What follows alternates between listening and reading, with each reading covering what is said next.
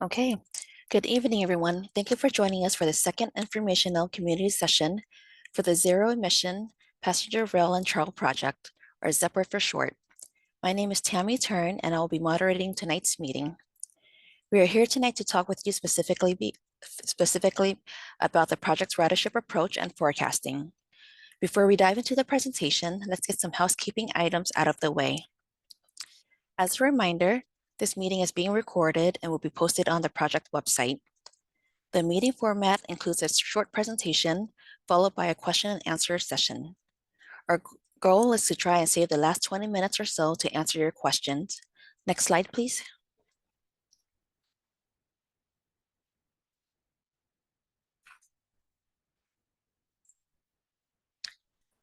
This meeting is being hosted in English and Spanish. In order to access the audio channel for these languages, you'll need to click on the interpretation button, which is the globe icon in the Zoom taskbar, which will be activated in a moment. A menu will appear, then you may select the language you require. This message will be repeated in Spanish, and then you'll be able to join the English or Spanish channel. We now invite our interpreter, Claudia, to repeat these instructions in Spanish. Thank you. Buenas tardes a todos, bienvenidos. Los servicios de interpretación en español van a estar disponibles de una manera simultánea. Para tener acceso a ese servicio, si se pueden fijar en la parte inferior en su pantalla, en unos momentos se va a lanzar un símbolo de mundo o un globo terráqueo. Si pueden hacer un clic en ese icono, por favor, inmediatamente se les va a proporcionar la opción de elegir el idioma inglés o español. Favor de elegir el idioma español haciendo otro clic y de esa manera ustedes pueden escuchar inmediatamente esta junta de una manera simultánea. Lo mismo si tienen acceso a esta junta por medio de su celular o tableta, van a notar 3 puntos, ya sea en la parte superior de su pantalla a mano derecha o inferior también a mano derecha. Abajo de ello dice la palabra más o more, favor de hacer un clic. De nuevo se les va a mostrar el icono del globo terráqueo, otro clic y favor de elegir el idioma de español. Muchas gracias, estamos a sus órdenes. Back to you, Tammy. Thank you. Thank you, Claudia. We now invite everyone to join the interpretation channel by clicking the interpretation button in the Zoom taskbar.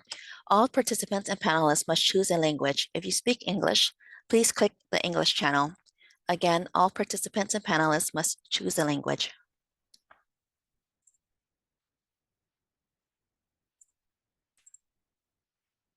Next slide, please. Closed captioning is available as well. If you'd like to use this option, please click the CC icon in the Zoom taskbar and then select subtitles to view on screen or live transcript to see the full transcript on the side panel. Next slide, please. If you need technical support, please click the Q&A button, then describe the issue there and our tech support team will help. Next slide.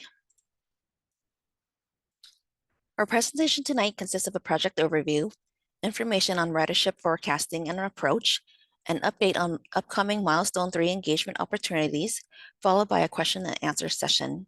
To reach as many participants as possible, we are offering this meeting virtually on Zoom and in person at the RTC conference room. With that, I'm going to pass it over to Riley Gerbrandt to provide introductions and kick off our presentation by first giving a short project overview. Riley? Great, thank you so much, Tammy. And next slide. We want to welcome you all today to our presentation on ridership forecasting for the Zero Emission Passenger Rail and Trail Project. I am your project manager from the RTC, Riley Gerbrandt, Associate Transportation Engineer. I've got other panelists joining us today, and I'd like to introduce them. I'll introduce them, and you'll see them later on in the presentation at different points. First, I'd like to reintroduce Tammy Turn, who's from HDR, helping to host this meeting for us today. Mark McLaren, also from HDR, our consultant team project manager, is joining us today. We also have on the consultant team Matt Haynes, principal and project manager from Fair & Pierce, and also Young Kyung Yoon, deputy project manager from Fair & Pierce. Also joining us from the RTC staff are Shannon Munz, our communications specialist, and Janine Ramirez, engineering intern who have joined you today in the in-person option in the RTC offices. Next slide. So the purpose of today's webinar and information session is to provide an opportunity to present an overview of the proposed ridership forecast approach for the zero-emission passenger rail and trail project. There's quite a bit that goes into what we do with the ridership forecasting, so we want to take the opportunity to share that with the public and also give an opportunity for some Q&A at the end of this session to help answer some of the questions that the public has on how the project is approaching the ridership. Next slide. As a reminder of the zero-emission passenger rail and trail project, we want to present this slide with a map showing the overview of the project limits. The project is proposing new high-capacity passenger rail service on 22 miles of the Santa Cruz branch rail line, including some additional stations. The blue line on the screen today shows you the project limits of where the project is proposing passenger rail service in Santa Cruz County and northern Monterey County. We are also proposing 12 new miles of coastal rail trail, segments 13 through 20, as well as the Capitola Trestle Reach, segment 11, phase 2. Next slide. Our project schedule is on the screen for you today. We are currently in the project concept phase of the project, which is that blue bar at the top of the screen. The project concept proposes to provide the project concept report, looking at the overview of the conceptual project alignment, as well as the project technical analyses that go along with the conceptual alignment for the passenger rail service and coastal rail trail. After the project concept is completed in spring of 2025, we will jump into the environmental documentation and preliminary engineering phase if the commission chooses to move forward with those tasks of the project. Next slide. And with that, I'm going to turn it over to our Fair and Pierce consultant team, who's going to present today on ridership forecasting. So I'll turn it over to Matt Haynes. Thank you. Thanks, Riley, and good evening, everyone. We're excited to share a little bit more about the project's ridership forecasting approach with you all this evening. So I'm going to get started and then hand it over to my colleague, Hyun-Kyung, to share a little bit more detail. On the next slide, you'll see that a bit of a timeline. And I think the important thing to mention here is that for ridership forecasting for this effort, we have the advantage of considering and looking at the results of a number of previous studies that have happened and been completed along the corridor. And that dates back to even before 2015, so more than 10 years ago. There's been some prior studies that have looked at how many people might use rail service or transit service along the corridor. But I did want to mention the original rail transit feasibility study that was completed in 2015, since that did go into a fair amount of detail on how rail transit could work along the corridor. It evaluated the feasibility of several different types of rail scenarios and different station concepts and service concepts. And that included some level of ridership forecasting to compare and contrast those alternatives. Another important thing to mention is that in 2016, Santa Cruz County developed its own travel demand model. That was a model that focused on Santa Cruz County to look at travel patterns by different forms of transportation, different travel modes, and how that might change and evolve over time within Santa Cruz County. So that's an excellent tool that we're able to consider and use for ridership forecasting. And so in 2021, the Transit Corridor Alternatives Analysis was completed. That did use the new Santa Cruz County Travel Demand Model to look at updated ridership forecasts along the corridor. And that effort did look at several different alternatives for electric passenger rail service.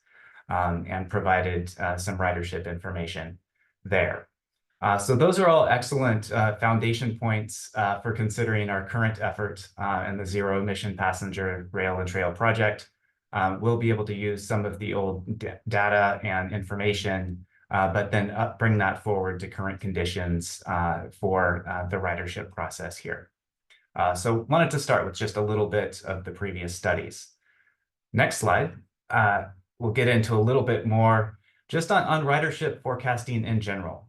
So we wanted to kind of provide an overview for those of you who might not be familiar with really what ridership forecasting is. But at its core, it's really an important tool as we think about transportation planning and how we can look into the future, how we can anticipate what not just existing travel patterns might mean for transit demand and ridership, but also how future travel patterns might result in certain levels of ridership on the corridor. So ridership forecasting is a type of modeling. And we used a lot of computer-based tools and a lot of data to think about developing ridership forecasts. Some of the key points here are just that the result of this is looking at passenger demand. So we want to understand how many people might ride transit along the corridor, who they are, where they might be coming from, and where they might be going to. So we get that result from a ridership forecasting model. We can also account for different variables. So we can think about how population, economic trends, maybe just changing preferences for how people travel around, and then kind of aspects of seasonality and kind of weekend versus weekday travel patterns. All of those can influence ridership, and a ridership forecasting model accounts for many of those different factors. And then at the end of the day, that really helps inform the transportation planning process. It allows for decisions to be data informed, and kind of some of the aspects of service along the corridor allows us to understand the trade-offs, maybe differences between aspects of the service and how they might change overall ridership and use of the system. So that's just a quick overview of kind of what ridership forecasting is. I'm going to hand it over to my colleague Hyun Kyung to go into a little bit more detail. Thank you, Matt. Next slide, please. So I'll be taking everyone into a deeper dive into, okay, we talked about ridership forecast. What are the key steps that goes into these forecasting? And unfortunately, like Matt mentioned, it's not a crystal ball. There is a model that helps us and guides us through estimation of travel pattern of the future. So the two major inputs that the model takes are socioeconomic data, which can include anything from where people live, where do people work, what types of jobs are available in a certain area. That can also include what are some special landmarks that may attract or generate more trips than usual. For example, Santa Cruz Boardwalk could be a great example that attracts a lot of people, generates a lot of trips, generates a lot of jobs. UCSC, a big university, would be another example. And the model also considers the existing transportation and transit network. And using these inputs, the model then generates, okay, how many trips will be generated from one zone traveling to another zone? And of the trips that were generated, how will these people travel? Will they travel by a car? Will they travel by transit, walking, or biking? And then of the people that got assigned to transit, which route are they taking? What routes best fit their trip purposes? And in the final step, these trips get aggregated into results and gives us an estimate of how many people will be taking transit on a given day, from what station, going to this station, and many more details regarding the forecast riderships. Next slide. So these are some examples of ridership forecasts that's been done in Bay Area. On the left is shown is a Bay Area rapid transit for 2022, looking 10 years into the future after COVID-19 happened, which was event that caused a lot of ridership loss for many transit agencies. So how is the outlook looking like for BART, and how will they recover this ridership? And to the right is a forecast done for Caltrain business plan, looking ahead all the way out to 2040. And they have accounted for all the programs that they will be implementing from the current year up to 2040, including some projects notable like their Caltrain electrification project. Next slide. So why is looking ahead important, and how far do we exactly look? Opening year, we call, is when the construction of the project is expected to finish, and horizon year is when the many years past the opening year, and typically about 20 to 30 years from the opening year. The reason why two different distinction of the years exist is because by the time the project first opened, the rail is mostly going to be used by the people that are already living in the cross proximity of these stations. But as the time goes on, travel pattern will slowly mold into the new trail lines.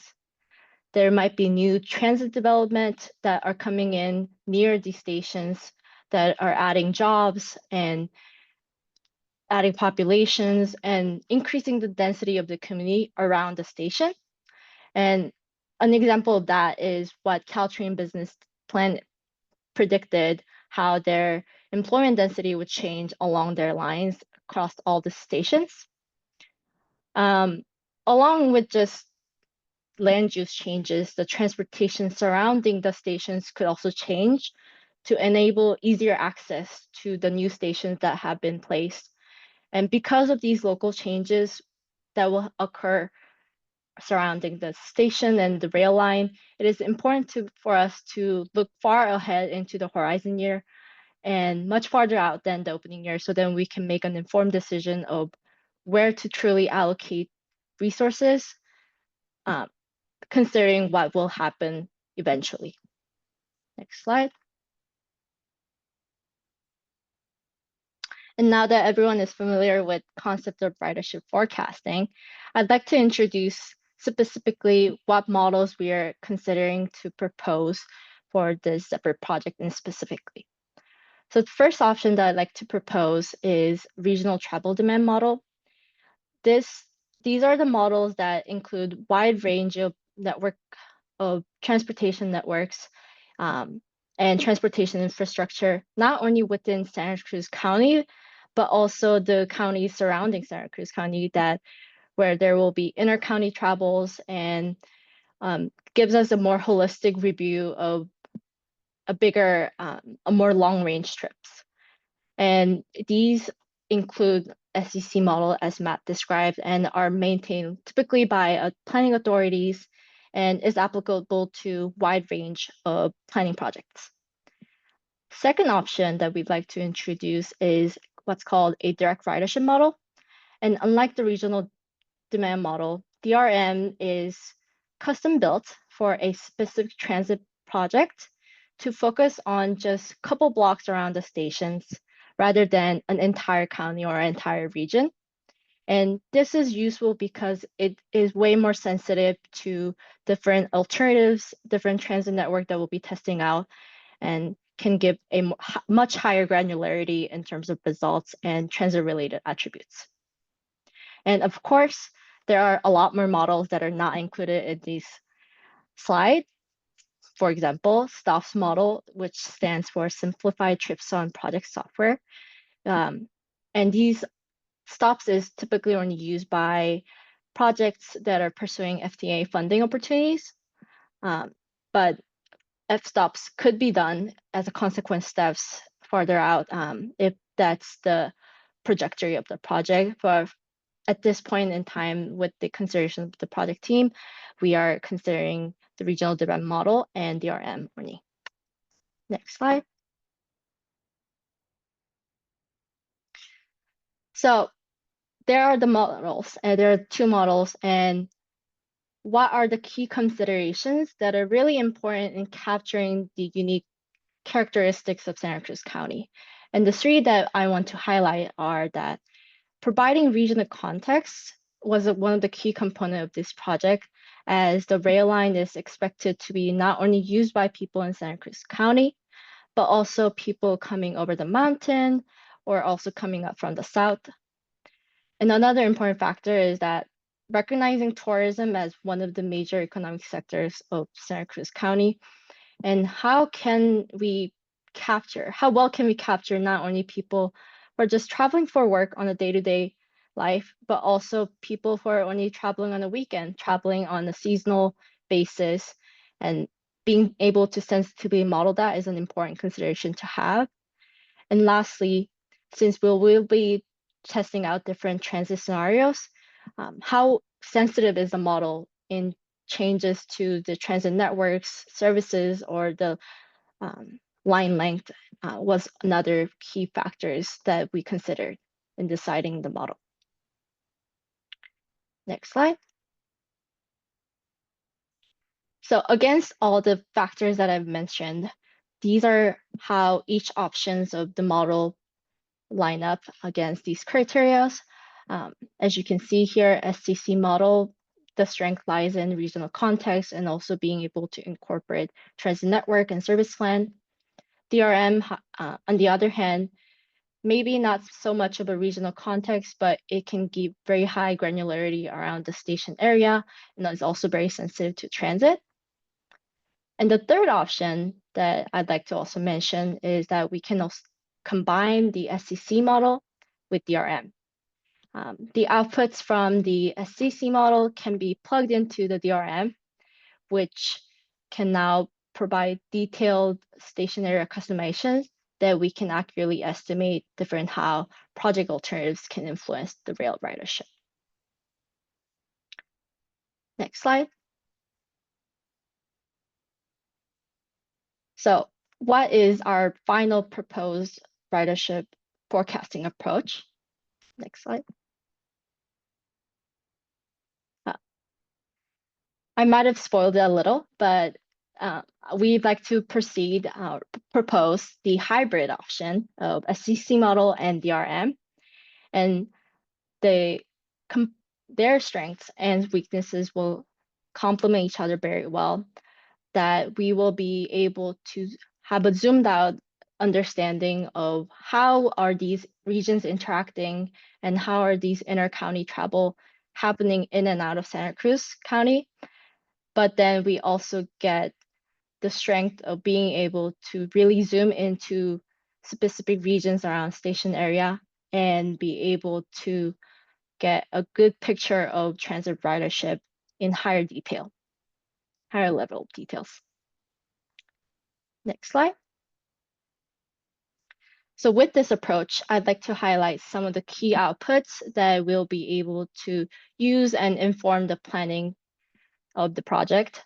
Through the model, we'll be able to estimate future demand and ridership of the rail system. And in turn, this will also inform us what is the ridership on a station level. Maybe there will be 20 people riding from Santa Cruz Station, and of those 20, 10 might be getting off at Capitola, another 10 will be getting off at the Watsonville Station. So we'll be able to provide that in the station level. Also, we will also be able to capture the most shifts happening between alternative modes. Rail transit will be adding another method of traveling from one point in the county to another point. So how does that additional mode induce most shifts from maybe a car or maybe people who are walking before, who are biking before? How will that translate into a transit ridership? Will be another factor that we could capture through the models. Aside from the transit-related outputs, we can also learn from the model on various things, including what are going to be the future vehicle volumes on some of the major collector roads now that transit rail system might cause some mode shifts without some of the vehicles taken off of the road by the rail. What will be the final volumes on those roads? What is going to be the vehicles miles traveled, and also on the trail usage, which is another key component of this project. And then next slide, please. And while ridership models are generally useful, I do want to mention that they are still just a tool in our toolbox, and it is indeed not a crystal ball, and they have some limitations. Human behavior is incredibly complicated to model and predict accurately, and these models are limited by the available data and the current assumptions that we know about the future, but those are limited as well. So recognizing those downfalls and shortcomings are important, and we will be working interactively with the SCC-RTC team and other consultants to refine the model outputs and develop final ridership forecast that truly is calibrated to the Santa Cruz County specifically. With that, I will hand it off to Matt to briefly touch on some rail project examples. Great, thanks, Hyun-Kyung. Want to also share a little bit, while we've gone through the proposed approach and process for looking at ridership for the zero emission passenger rail and trail project. We also want to be aware of some of the other projects that have been developed and are now operational around the country, since we feel there's some lessons learned that can be useful for our process here. So I'm going to briefly go through a few examples. Next slide. One example that you might be familiar with is just north of here in Sonoma and Marin counties. So about 7 years ago, passenger rail service opened between Santa Rosa and San Rafael. And then more recently was extended to Larkspur and with a connection to the Bay Area ferry system. But that is a nearby example that we want to be aware of. And while there's a lot of differences between smart rail service and what we're envisioning for Santa Cruz County, there's maybe some similarities to think about too. But there are differences in terms of the type of service, the types of communities that SMART goes through have different densities, different development levels, different demographics, and different types of kind of travel patterns. So it is different, but we also kind of can look to see what happened with some of the SMART rail forecasts. So next slide. We actually see this chart here shows total annual passengers on the SMART system for the past 7 years. And we see that ridership kind of initially went up, then went down quite a bit as a result of COVID, but then has rebounded in the last few years. And the fiscal year 24 is actually higher than the previous high back in 2019 before COVID. So SMART is the first Bay Area transit agency to fully recover its ridership levels beyond pre-COVID levels. So in some ways, there's some good examples here of having a service that meets current demand in kind of a post-COVID world. Also notable is a lot of SMART rail systems are located in city centers and historic depots. And because some of them are located in the center of town, you have the ability to capture shorter trips and trips to and from different community centers in Sonoma and Marin counties. So just a couple examples to note from the smart rail system. Next slide. If we go farther south in California, kind of all the way to San Diego County, There's a couple other systems that provide some examples, and those are the coaster and sprinter lines. So the coaster line is a commuter rail line between San Diego and Oceanside in North San Diego County. It runs along the coast and serves a lot of the coastal communities in between those two cities.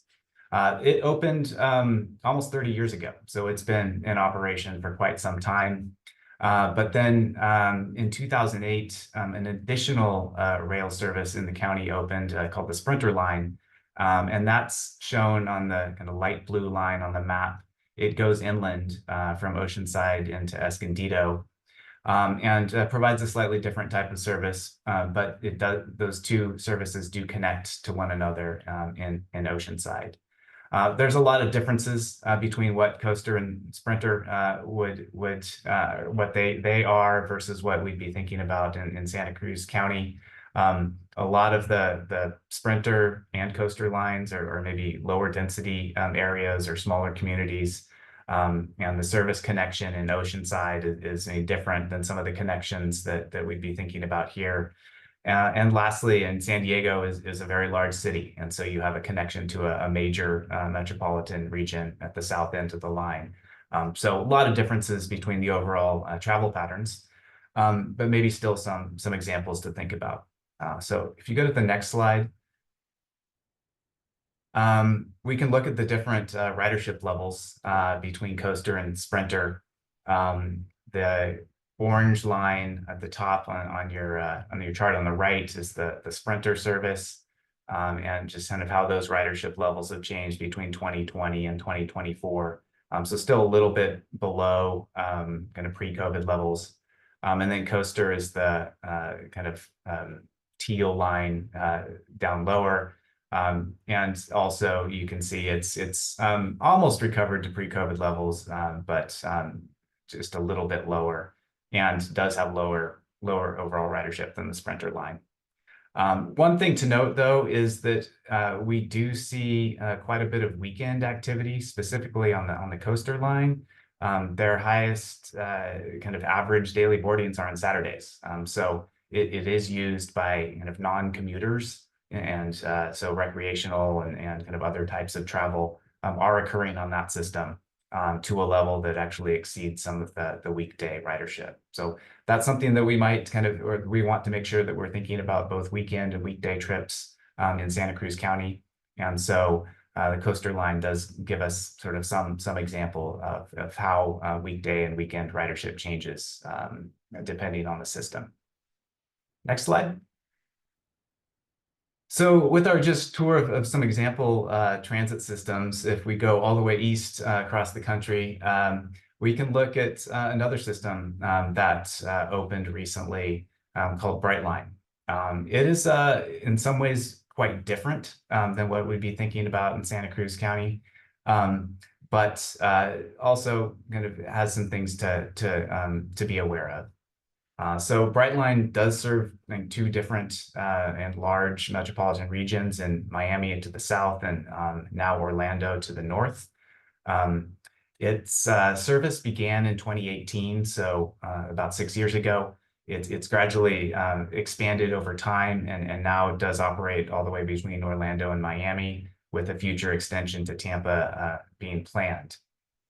So that's just kind of one example, but it's much longer distance trips. So we had the distances that we're thinking about are quite a bit different with Brightline compared to Santa Cruz.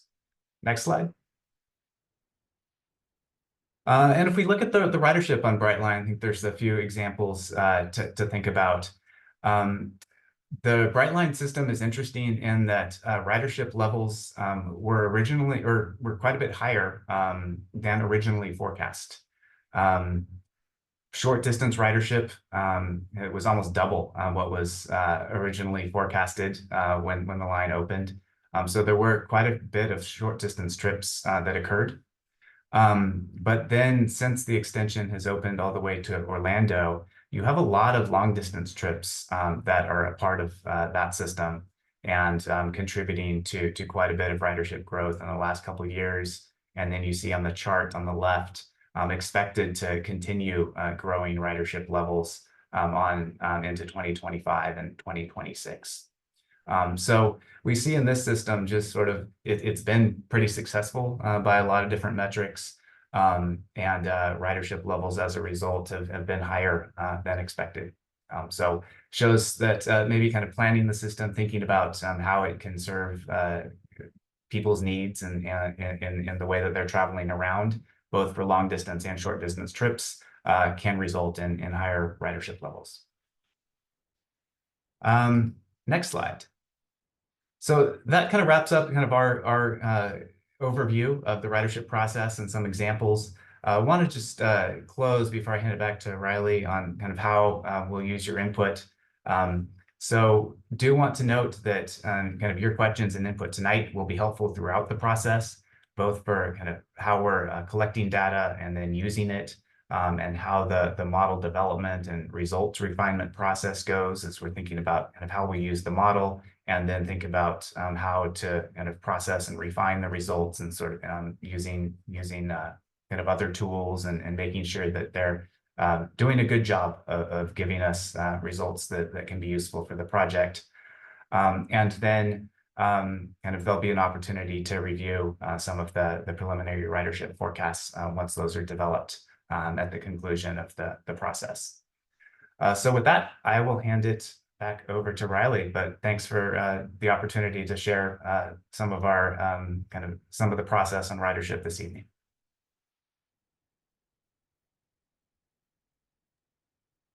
Great, thank you, Matt and Youngkin. Next slide. And next slide. So with wrapping up the meat and potatoes of the presentation tonight, that brings us up to the Milestone 3 engagement, which we are about to kick off here for the Zero Emission Passenger Rail and Trail project. The virtual open house in milestone number 3 is going to kick off.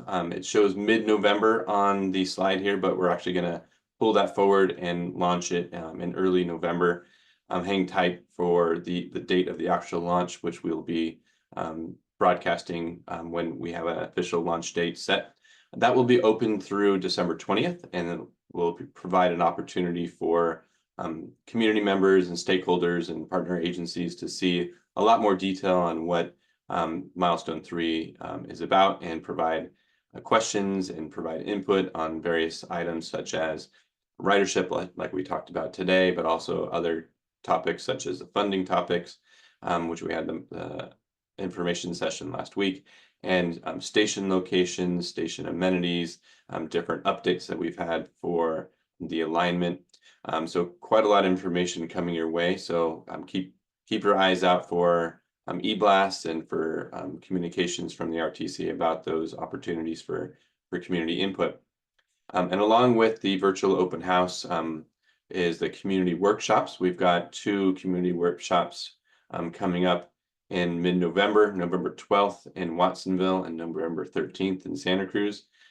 We will be presenting some of the similar information as in the virtual open house, but giving some opportunity for some activities to go alongside the questions and input that you'll be seeing in the virtual open house, particularly with respect to the station locations and station features, some activities centered on those. And then on December 7th, we will have a public hearing at the RTC regularly scheduled meeting to present another opportunity for the community and for stakeholders in the commission to get engaged with the process for milestone number 3. Next slide.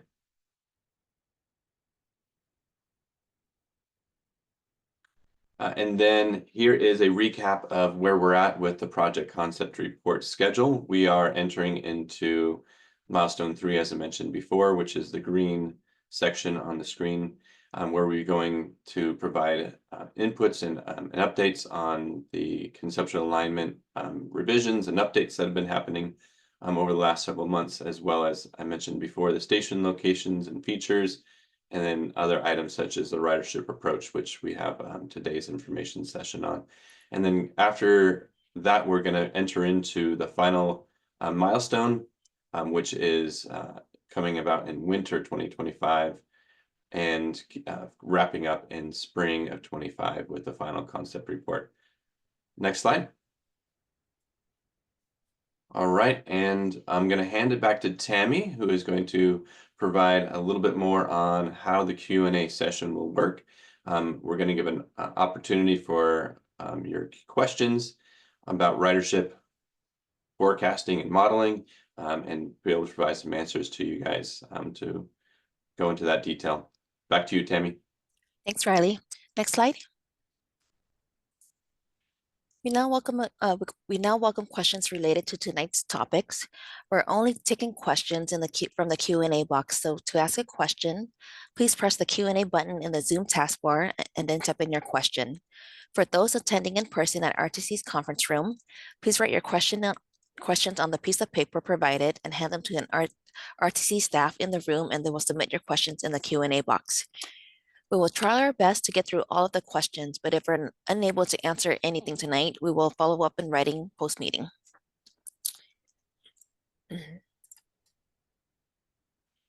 All right, it looks like we already have a few questions in the Q&A box. So the first one says, DRM is the best option. DRM is the best for Santa Cruz County and would hope that this is the model used. DRM would take into account that Santa Cruz County is a tourist town. Also, DRM is more accurate because the PROS rail system trains would not go beyond Santa Cruz County. Can you comment on your plans, and if it's hybrid, can you justify how the train would support a broader region, especially when a bus can accommodate the broader region better? All right, thank you, Tammy. So it looks like this question was maybe posted in the chat a little bit as we were providing some of the context for today in the information session. It is true that the direct ridership model is different than the other I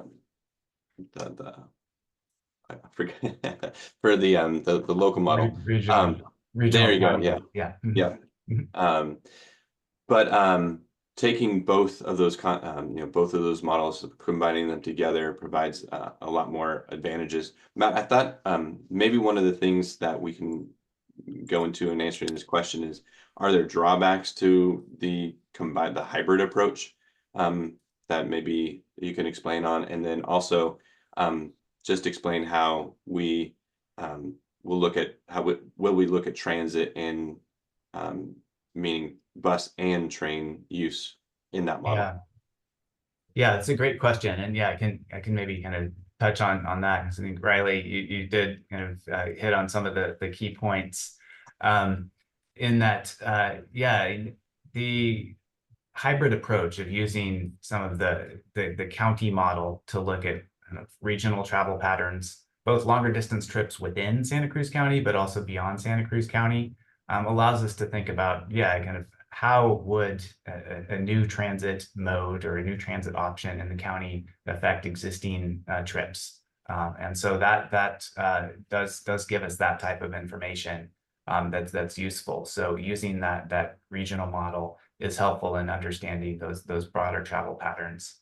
What it doesn't get us is really looking, or what it doesn't give us is really looking at the station-specific context. So kind of the first and last mile of trips that might happen, how many people are walking to a station to catch the train somewhere else, how many people might be biking, kind of where might they be going? Are they going to the beach or the boardwalk? Are they going somewhere else in the county? Some of the direct ridership model has the advantage of being really focused on station area characteristics. So this hybrid approach is one that we at Fair and Peers have employed on a number of other transit expansion projects or new transit investment projects elsewhere in Northern California and beyond. And we found that it works quite well. It allows you to kind of have the best of both worlds. There are some things to be aware of. And so kind of to that point that you made, Riley, about some drawbacks, you do have sort of two different tools. And so how you combine the results of two different tools in a process like this is always a question of maybe kind of the regional model gives us one kind of piece of information about levels of ridership at different stations. And sometimes that doesn't quite align with how a direct ridership model might give us results for how many people might be getting on or getting off the train at certain stations. So you do have to go through kind of a post-processing effort to align some of those differences. And that's normal. And that as you're thinking about kind of using tools, we want to make sure that we're applying our professional judgment to think about reconciling any differences that the two models might give us, and understanding how we can use them for their strengths, but also we do want to be aware of kind of where there are any challenges or things that we'll need to address along the way. Thanks, Matt. And it looks like we're getting a flood of questions in the Q&A now. And keep adding your questions to the Q&A. We'll take as many as we can, but as we did mention before, if we don't get to your specific questions, we will be preparing a FAQ and some responses after that we will post to our website and link to is on our ZEPRT website as well. But Tammy, what's the next one in our queue?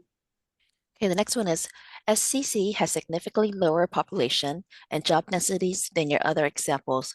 Agreed? This means that the first and last mile links will be very important. How will these issues be dealt with? Great, thank you. Matt, I'll hand that one back to you again. Sure. Yeah, I think the density of overall population and employment is something that we want there, that models already consider, but we want to make sure that we're particularly kind of aware of that here. As Xianqiang was mentioning, and showing the example map of the Caltrain system, and both kind of that process looked at existing and future population and employment density. Yeah, it is an important input into the model, and density does affect kind of how we get ridership results. So we do want to be aware of that. And I think the point of thinking about first and last mile connections is also a good one. And that kind of that information would be one of the ways that would be that the direct ridership model would consider how localized population and employment density, both existing and potential future change, would be reflected in the ridership results. So that's one of the benefits of the direct ridership tools. It allows us to be a little bit more fine-grained on those types of questions. Great, thank you, Matt. All right, the next one, it says, I noticed that forecasts often show a range of possible results. Will the concept report come with policy recommendations to maximize potential ridership numbers, or will it focus more on the simple fact of what the numbers are? All right, thank you. And Matt, I'm gonna lean on you again for that one. No, happy to take that. Yeah, a lot of great questions here on sort of the ridership process and how it's going to be used. I would note maybe on that one is that, and as with many ridership forecasting efforts, we want to make sure the ridership results are a useful tool, both kind of in and of themselves to understand what ridership levels we'd have, but also that there's some sort of a feedback loop as we're thinking about kind of the project definition and some of the questions about how different service levels or station locations or other features of the project might be affected or might affect ridership, but then also kind of how we might be able to think about using ridership as a performance metric that then maybe allows us to go back and kind of tweak some of the aspects of the project in a way that maybe would maximize ridership or kind of give us some additional benefit. So it's both the ridership process as we envision it is useful as a tool for planning, but then also does give us ridership results at the end of the day. So hopefully that helps answer the question of, yeah, we do want to use that feedback loop throughout the process with the rest of the team as we're going through this. Thank you. How much work can you do on ridership projection or modeling without knowing what a ride costs? And that, of course, depends on other work still being done. Right, thank you, Tammy. And this one's coming from Commissioner Rotkin, thanks for joining us today. I think, Matt, let's have you answer this one again. Yeah, and that's a really important question just about there are assumptions that we'll need to make about how the project would look, and kind of what the results might be as a result of those assumptions. So the cost of the service is one of those. Models, travel demand models, both regional models and direct ridership models, don't necessarily get into a lot of the detailed elements of a fare structure and kind of exactly kind of how you might have discounts or kind of monthly passes, things like that. They do make some maybe sort of generalized assumptions, but it is one of those ways that we can have an input into the model. And there's other assumptions that we need to make along the way too. So fares are important. Service patterns are important. Things like even the cost of parking at stations, if there's free parking, if it has a cost, and how much parking, those are kind of capacity constraints that we also think about. So there's a number of variables that can be fed into the model, and we'd want to make some assumptions through this process. And we can't be perfect about every assumption, but do the best we can with the information we know, so we hopefully get the most beneficial results we can. Great, thank you, Matt. And I do see in the chat that someone was very detailed and noticed that we had an error in some of the dates. We mentioned December 7th for the commission public hearing, and that was incorrect. The actual date is December 5th, Thursday, at our regularly scheduled RTC meeting. So we apologize that, and we'll make sure that we correct that on any other communications. Tammy, what's the next in our queue? Are you including shifts in travel modes in the southern part of Santa Cruz County once the Pajaro station begins operations? All right, Matt, back to Yeah, these are all great questions. Yeah, and it speaks to the question of kind of how you connect to other systems, and kind of what is the nature of the connection at Pajaro, and kind of how might that influence ridership. That's one of those assumptions that we'll need to make to understand kind of, yeah, we have to assume something when we do our ridership results. And to the extent it's sort of some level of connection at Pajaro, and kind of what that would mean for ridership on the system versus maybe not a connection now, but a future connection. Those will be things that we'll need to think about. But we have already been discussing some of that as a team, and we'll need to kind of be aware of that as we go forward.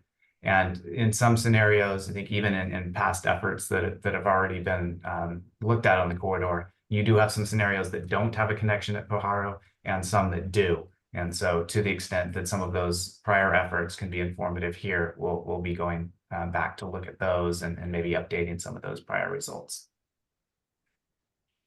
Thank you, Matt. When will we see the ridership forecast model be complete, and when will we see predicted ridership? Okay, I'm going to have Mark McLaren, the project manager for the HDR consulting team.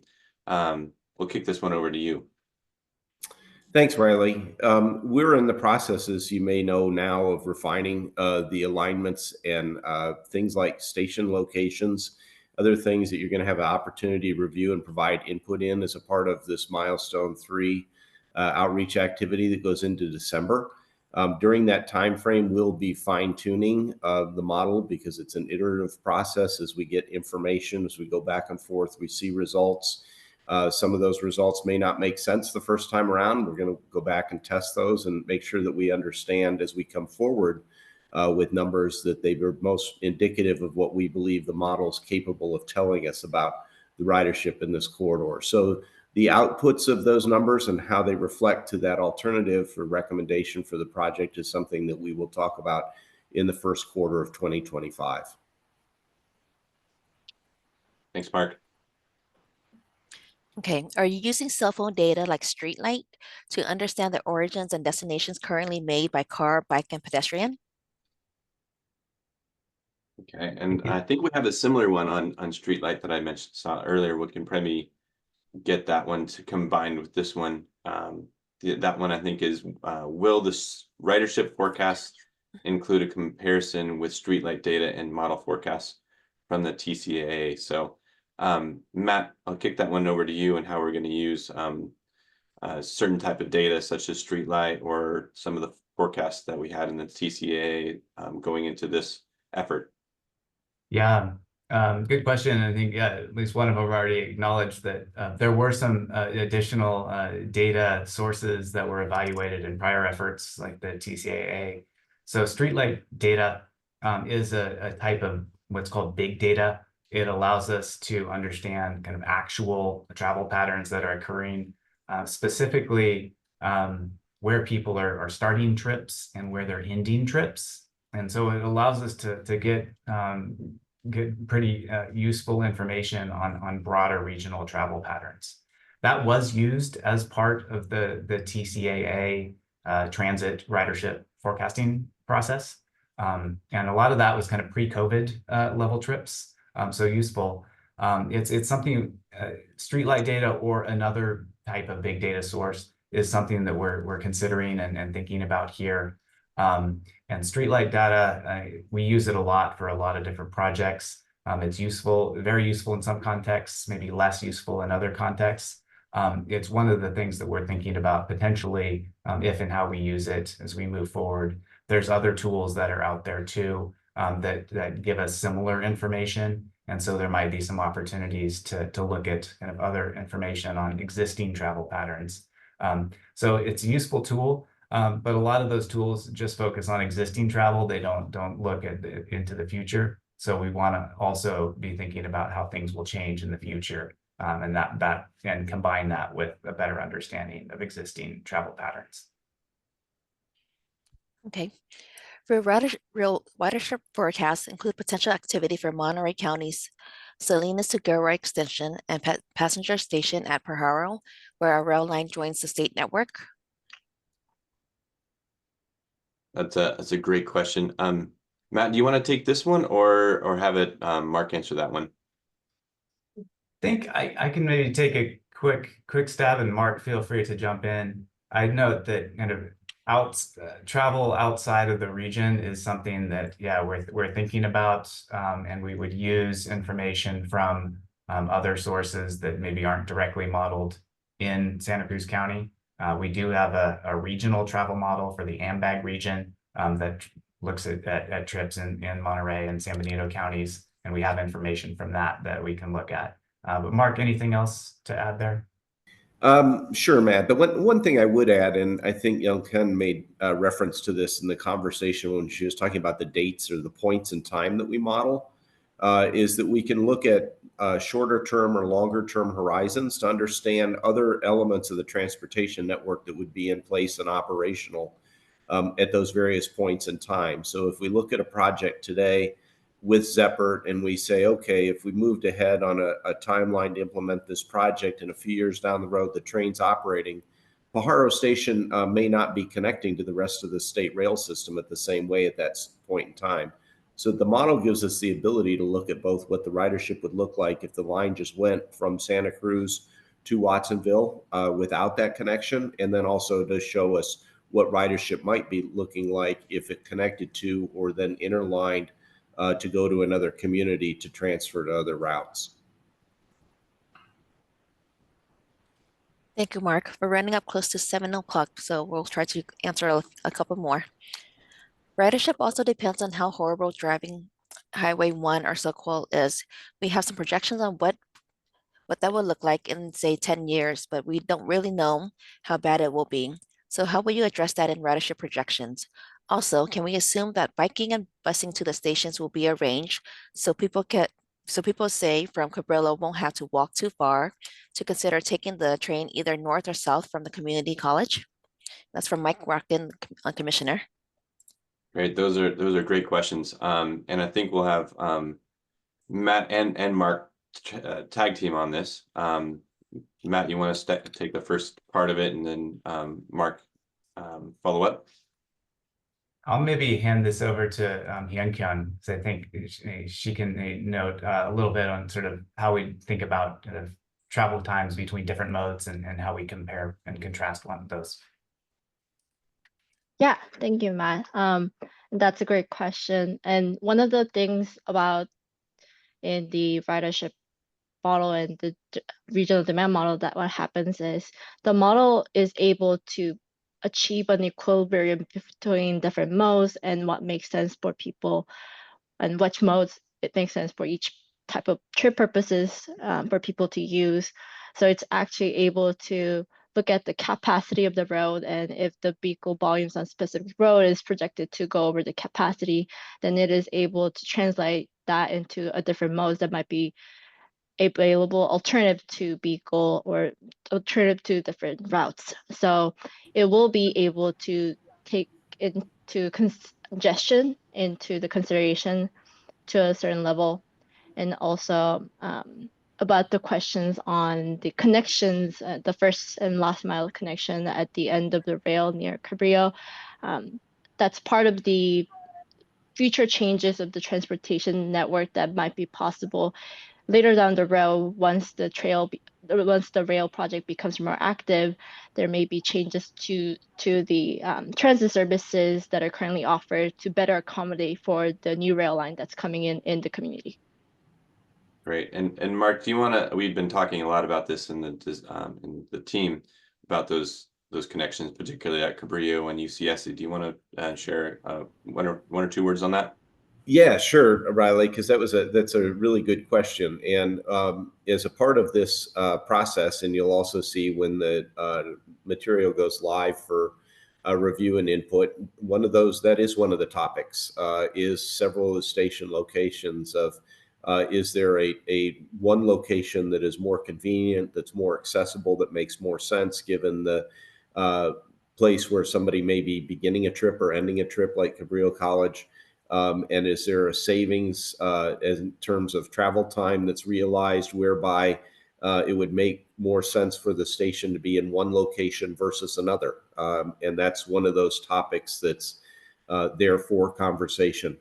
As a model, I think is best summarized, it's a tool that tries to predict what human behavior is going to be.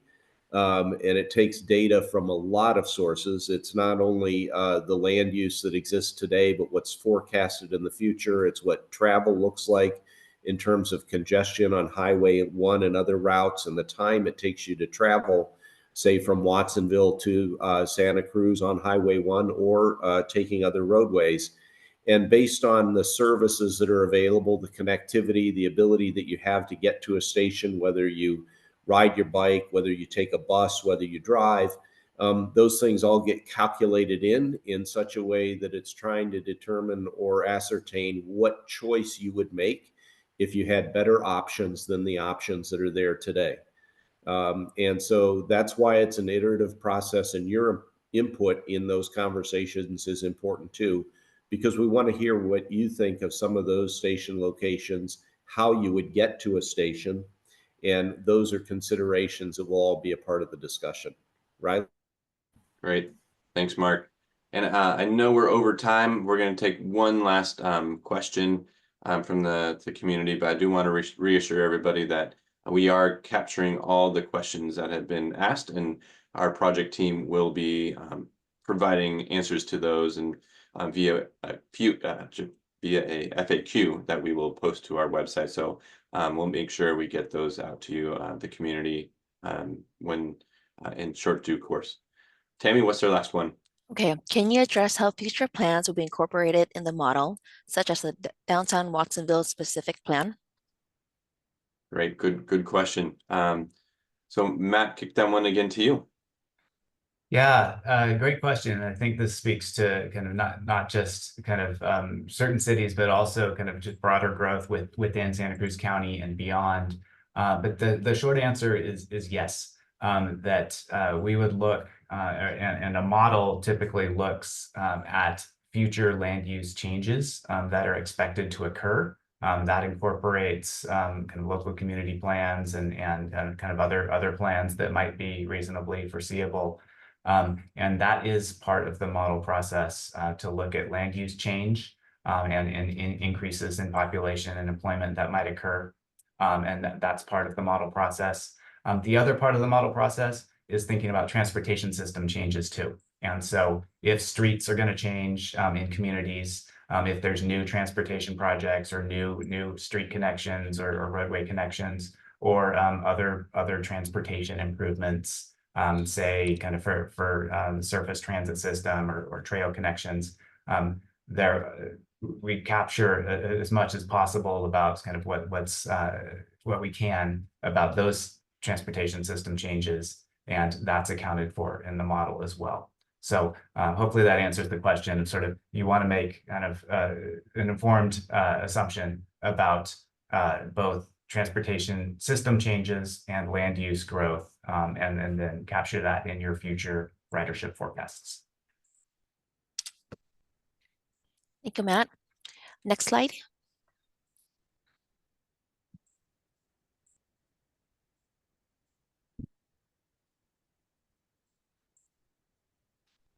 Next slide, please.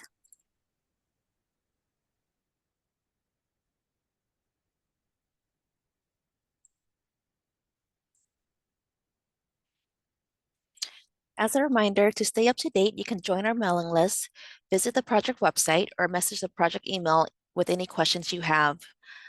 Next slide. Again, thank you all for joining us tonight. We appreciate your participation. Thanks, everyone, and have a great evening.